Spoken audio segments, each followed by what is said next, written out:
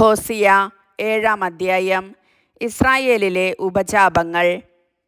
ഞാൻ ഇസ്രായേലിനെ സുഖപ്പെടുത്താൻ ഒരുങ്ങുമ്പോൾ എഫ്രായിമിൻ്റെ അഴിമതിയും സമരിയായുടെ അകൃത്യങ്ങളും വെളിപ്പെടും.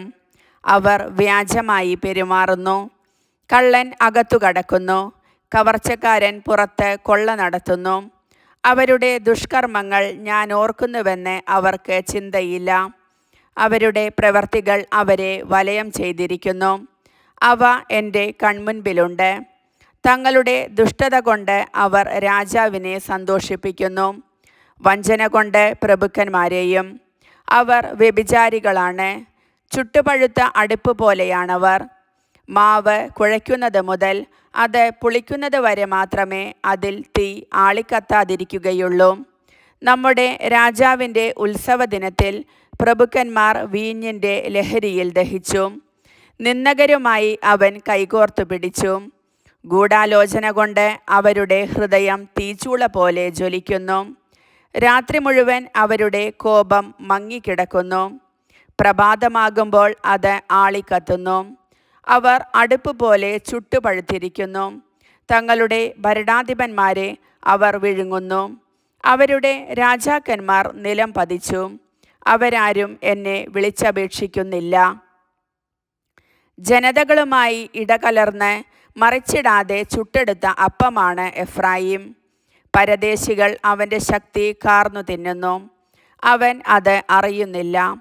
അവൻ്റെ മുടി നരച്ചു തുടങ്ങി. അവൻ അത് അറിയുന്നില്ല.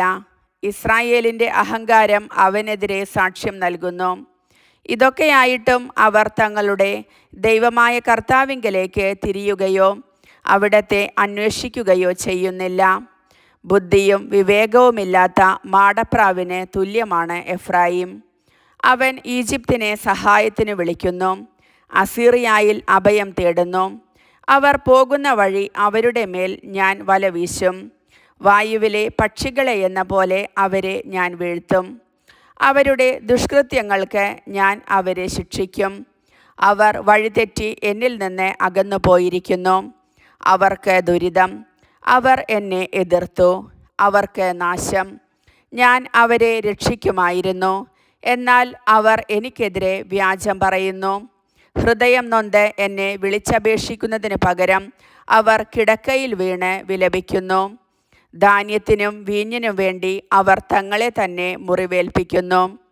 അവർ എന്നെ ധിക്കരിക്കുന്നു. ഞാനാണ് അവരുടെ കരങ്ങൾക്ക് പരിശീലനവും ശക്തിയും നൽകിയത്. എന്നിട്ടും അവർ എനിക്കെതിരെ തിന്മ നിരൂപിക്കുന്നു. അവർ ബാലിലേക്ക് തിരിയുന്നു. അവർ ചതിക്കുന്ന വില്ല് പോലെയാണ്. അവരുടെ പ്രഭുക്കന്മാർ തങ്ങളുടെ നാവിൻ്റെ ഔദത്യം നിമിത്തം വാളിനിരയാകും.